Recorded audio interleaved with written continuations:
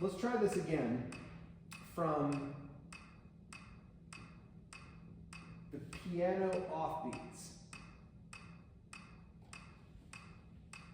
Just remember, remind yourself, quick lifts, then more legato lift, but when you switch to the legato lift, it has nothing to do with the arm. It's still just a slower turn of the wrist.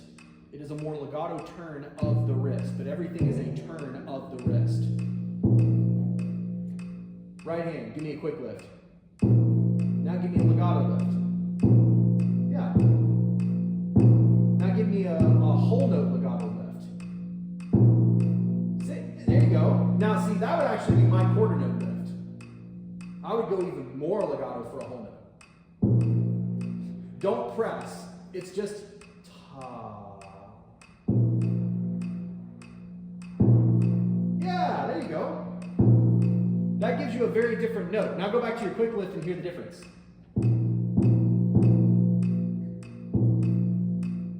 It's a little tiny bit of difference. The difference will be magnified the further away from you you get. This is not something that you hear a whole lot on top of the drum. You hear it a little bit, but not much. But if I can hear that big of a difference here, that means the difference is going to be massive out there. Yeah. Okay? Start the piano. 1, 2, ready, and go.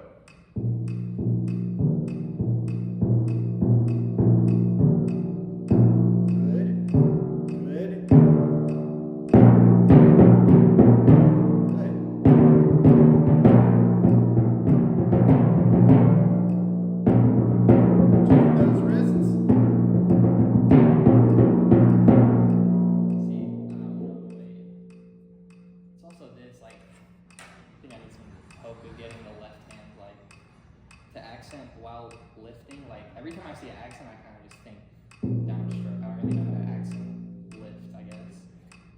Because I'm always thinking what comes after the hit. I'm not thinking about what comes before the hit. I'm thinking about what comes after the hit. So I'm not thinking about, I'm thinking about. Then how do you get your hand like down to do another normal note after?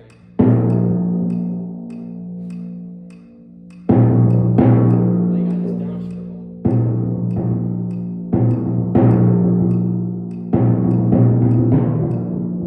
Oh, okay. I see what you're talking about.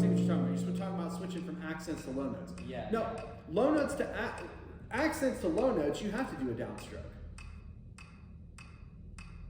Yeah, but you do it the right way. You do it while you're still thinking lift and pretty sound.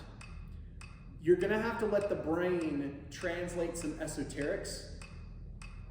The brain does magic things, and the brain can translate things. When we put enough practice time into a certain technique, into a certain task, if we tell the brain to go about it in an interesting way, I've seen the brain have this magic ability to just translate. Okay, so let me do it for you. When you see me play this, you're going to see me downstroke. And I am. But notice that I'm also like, there's a lot of this. Yeah.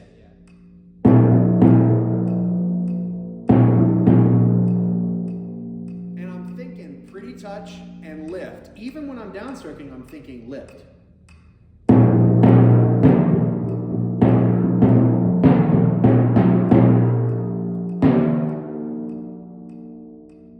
And it's always, I'm always going for this stretch in my wrist.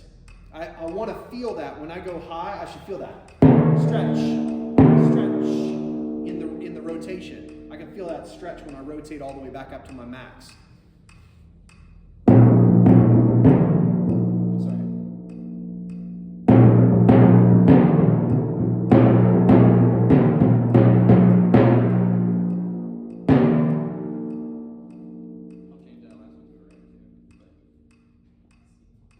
Now you try. Yes, the mechanics are a downstroke technically, But keep the brain thinking pretty touch, pretty sound, and lift, even while you're doing it, and watch the magic happen.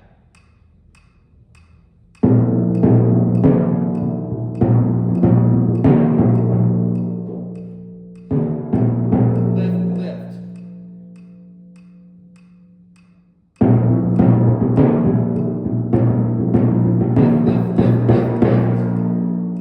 But you're lifting with the arm. You're lifting Dracula style. Lift, lift, lift, lift. Keep your hands in a box. Keep your hands in a box. The mallets fly all over the place, but we're not concerned with the mallets as much as we're concerned with keeping our hands in a box.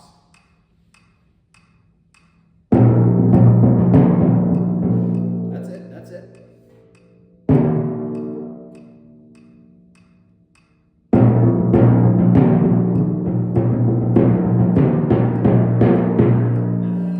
It's all downstroked. It's all instead of See, that's why I'm worried, because I don't even feel that. Just play this. So, okay, you did that. Keep your hands in a little bit more compact box and do the same thing. Now there, it started just the barest little bit. The mallet didn't want to come all the way back up. Try it again.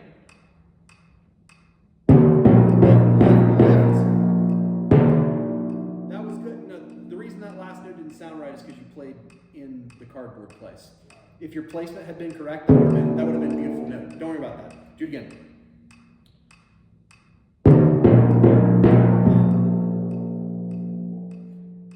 Hands in a compact box and rotate back up. Feel that stretch when you come back to your max. That was better. That was better.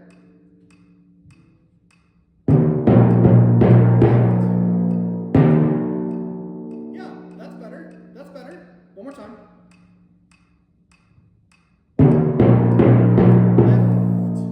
Lift. That was even better. Now, let's put it in context. You got to remember what that felt like and what you were activating in your brain. Now let's go back to that. When you come out of that, you have to immediately switch your brain into what you just did. Okay? Little piece, little piece. Ready, go.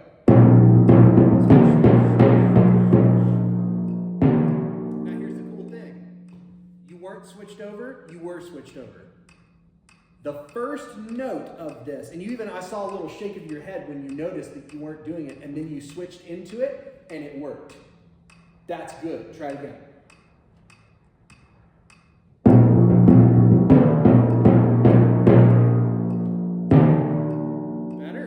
Better. Let's go on to 17.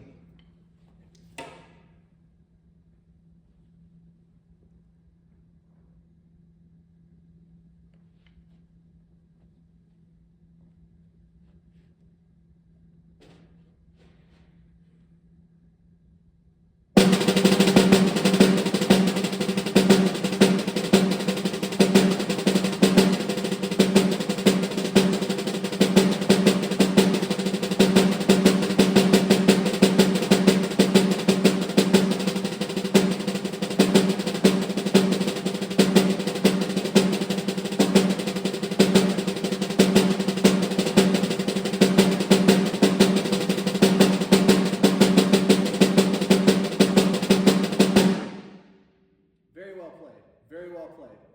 Accents all consistent, diddles sound fantastic. That's where we're playing. Oh yeah, try to get that. Try it again, but I want you to bring your placement in so that we don't get two radically different colors of the drum. I want to hear a unified sound. Also, keep yourself from leaning forward, because when you lean forward, you go above the crown. Oh, I see, okay. I'm trying to get us into a place where the drum will sound much more solid in terms of its tone color. So I want to stay below the crown, and I want to bring that in. Yeah. Okay? Try that.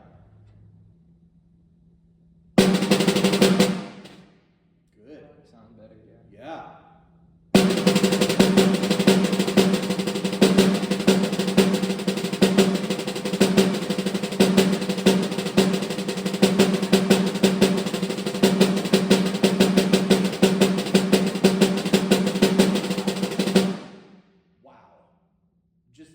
wow, it sounds so freaking good. The placements are better. They're not absolutely perfect yet. When you get them absolutely perfect, you're gonna listen to yourself and you're gonna be like, who is this? This is like insane. But that is like, I call it like a Terminator sound. Like it's just so solid and so consistent, it's just like Terminator. Like coming at you all the time. Doesn't matter what you do, he's still coming. That is a good sound for this type of music. That is not going to be your sound for every type of music, but for this type of marching bandy style music, old American marching band, you want a consistent sound. I always talk about black and white. You've got accents, you've got unaccents. Everything is exactly black, everything is exactly white, nothing is gray. That is what you get. You've worked on your accents, you've worked on your consistency of your technique. All that stuff has worked. Now, if you can add to that consistency of placement, you're going to hear the sound that I've been promising. That's very close to it. Okay? Quite good.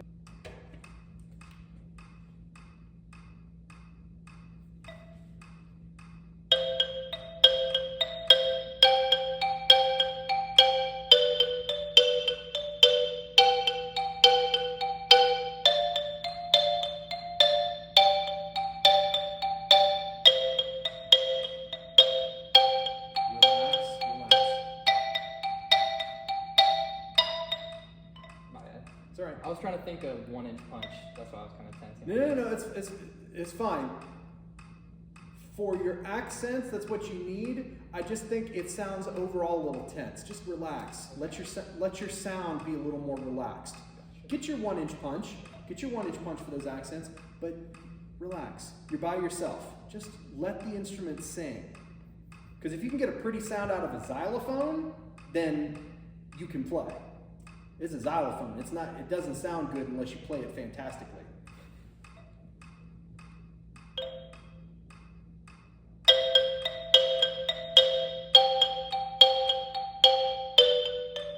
There you go. Yeah, relax into it. There you go. Yeah. That's it. That's the sound.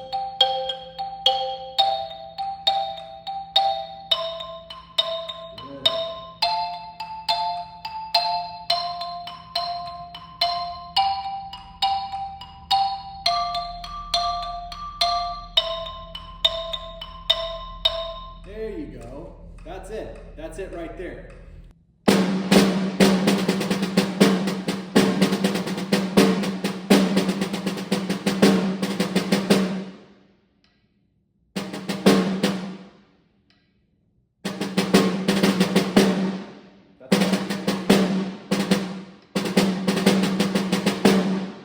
Yep, that's correct.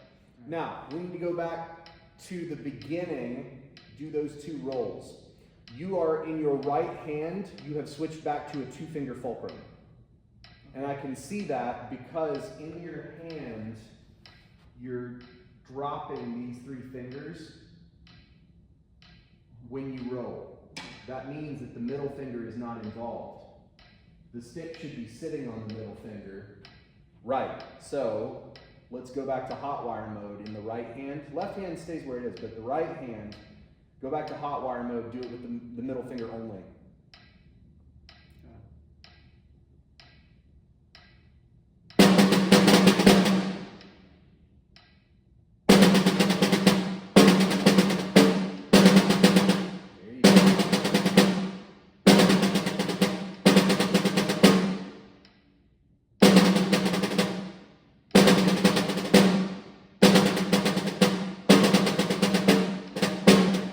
Now touch with your first finger and your thumb. Brace the stick. Now activate the 3 fingers.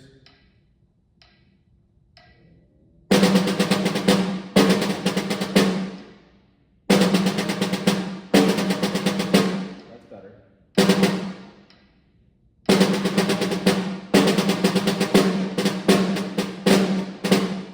And the roll is more consistent sounding now.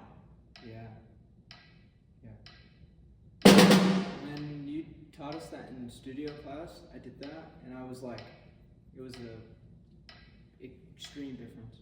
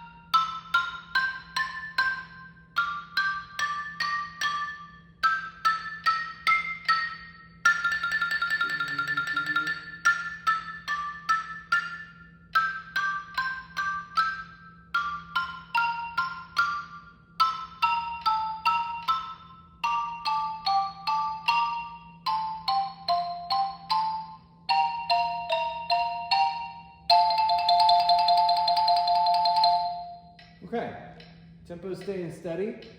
It's not too harsh of a sound, so the touch is there. Most of your double stops are coming out as flams. And part of that is because when you're moving one hand, the hand that's moving stays low, and the hand that is not moving starts to creep up in height.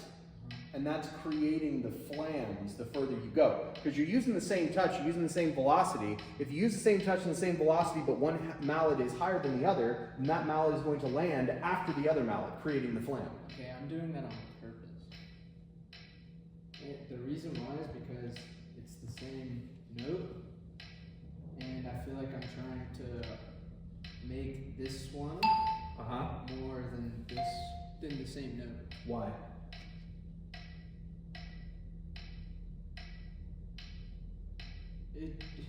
Because the way it sounds, I feel like. What about the way it sounds? I feel like.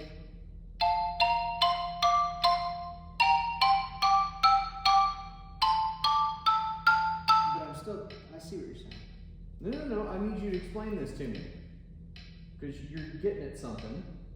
Yeah, because it's the same. This one's more important. The moving note is more important. The moving note is more important. Right. That's the melody line. Therefore, you are voicing into the melody line. Right. That is a good thought. That's a correct thought. You don't do that with height. Oh, okay. You do that inside the touch with the velocity. So faster velocity with the right hand. But Or if more 1-inch punch? you're going to have to do it a little bit more esoterically. Alright. Because if you try and do it specifically, you're going to get the result that you're getting right now. You're trying to do it specifically, scientifically, and it's giving you flams. I'm telling you, do it esoterically and let the brain do what the brain does. The brain translates some. Okay? You've been working on doing flat double stops, and you have been doing a very good job of it. So, you focus on double stops, you let the brain work its magic. You tell the brain, I want the right hand to come out, but you focus on flat double stops. Okay. Try that.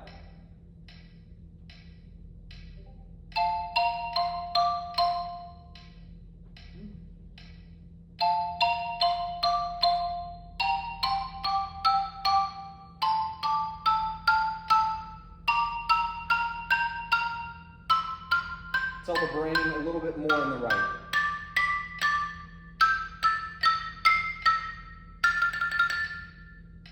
Let's hear it.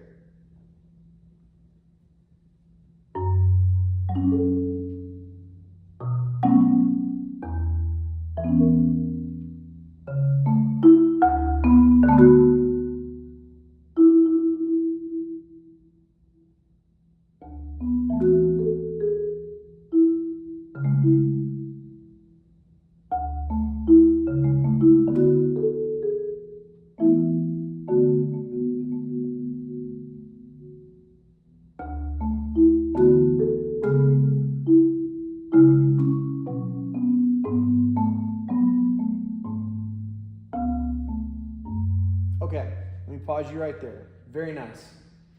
Where what were the little licks that you played where you were the only notes that you missed?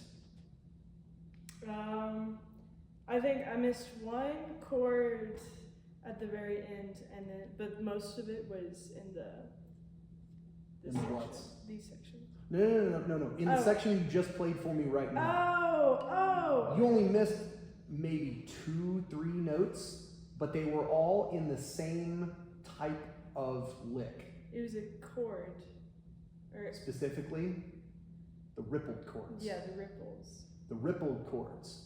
And more specifically, the ones that you aren't controlling as much as the other ones. Mm-hmm. That one you always control and you never miss that note. But when you come out of bum bum ba ram bim ba, that one you just rip it and you don't necessarily completely control it, and that's one where you usually miss a note. Yeah.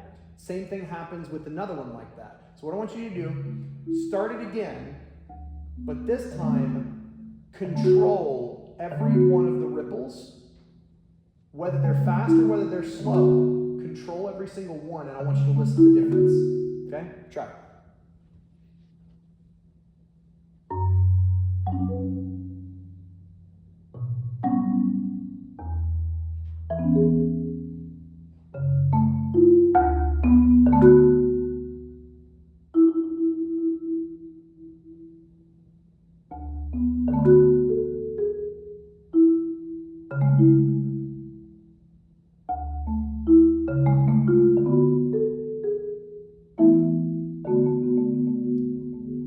Freeze.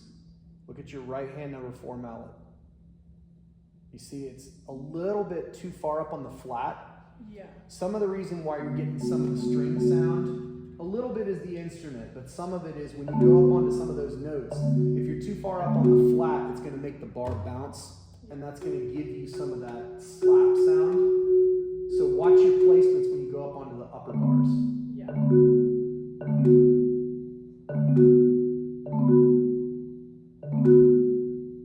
You're going to get a little bit of that contact sound. Don't worry about that. That was much better. You didn't miss the notes in the same places.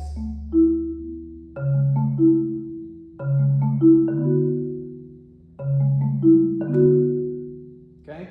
So that tells you that you need to make sure that you put a little bit of active thought into each one of the ripples. Don't let any of them be completely uncontrolled, or you're probably going to miss a note inside the ripple. Okay? Okay. Good. Let's go to the next section.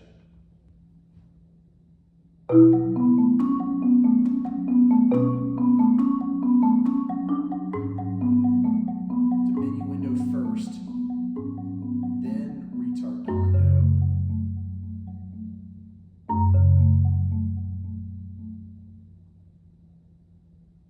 I think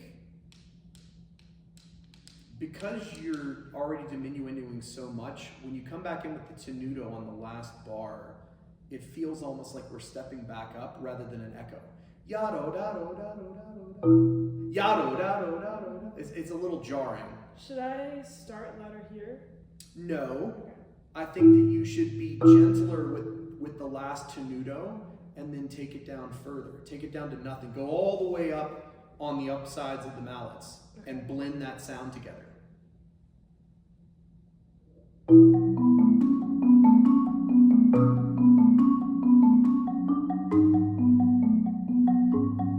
Diminuendo, then gentle. Yes.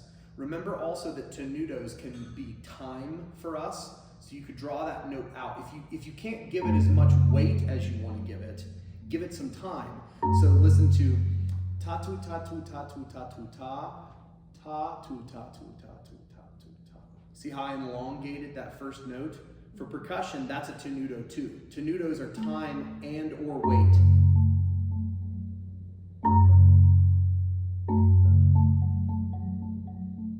Don't be afraid to continue to slow down. Yeah, that's nice. Try that in context.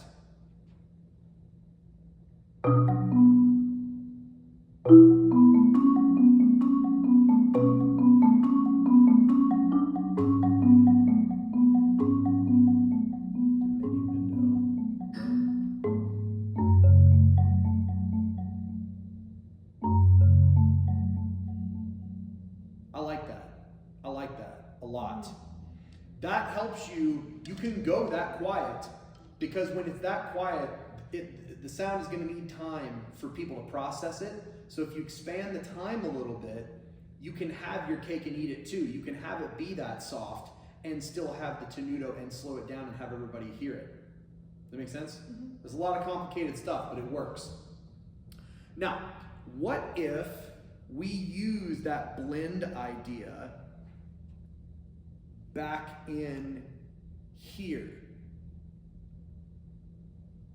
Because you're dropping down, and I don't necessarily mind that. You're dropping down and then building,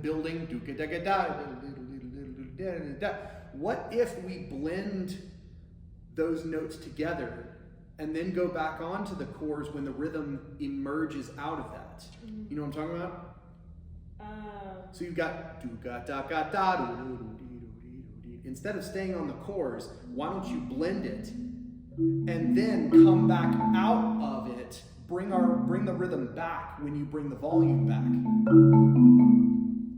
Try it.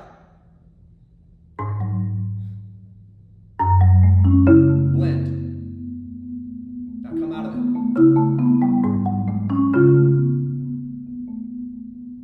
Then come out of it. You get the idea that I'm going for? Yeah. Do it a couple times. Wrap your brain around it. Oops. Wrong section.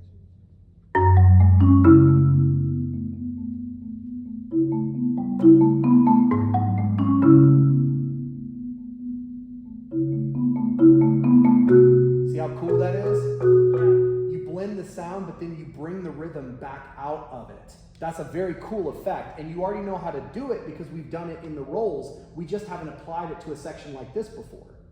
Yeah. Again.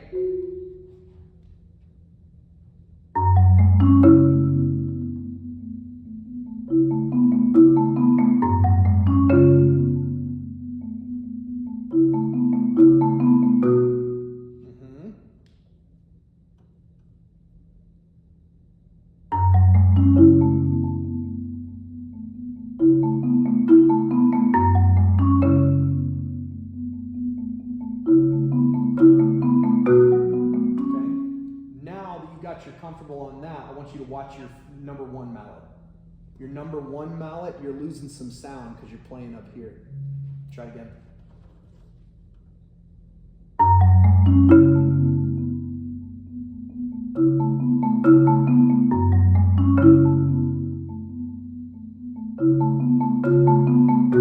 Beautiful. Beautiful. How do you like that? I like it. You like it? Mm-hmm. Cool.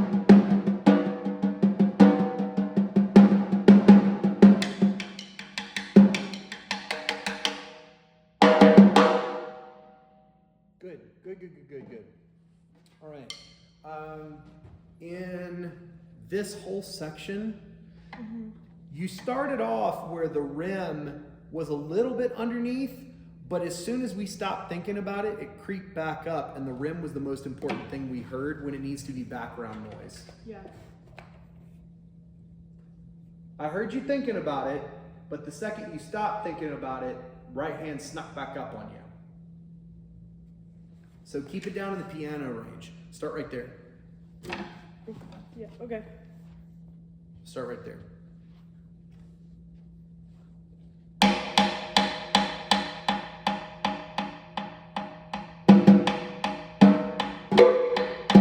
Keep it underneath. There you go. That's it. That's what we care about.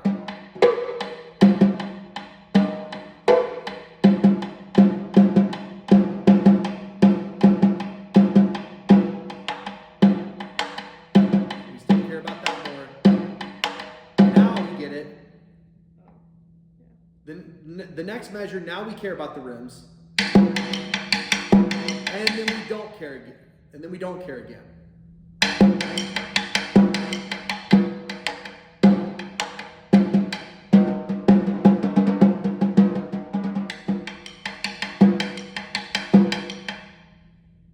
Yeah, try the same section again. That was quite nice.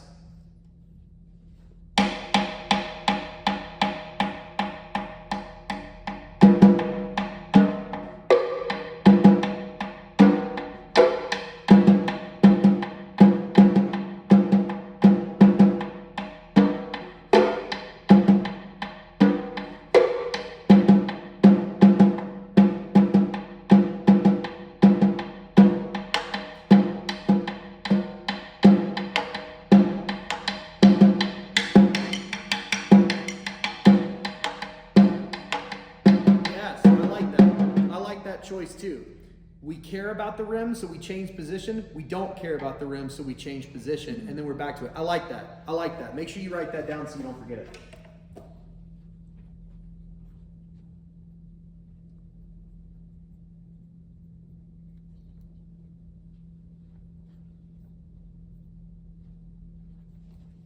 Now in this section, I know you got to go.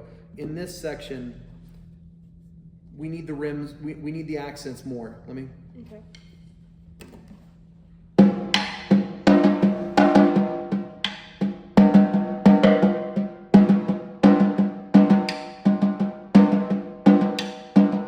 We need that much. I know it's mezzo piano, so maybe.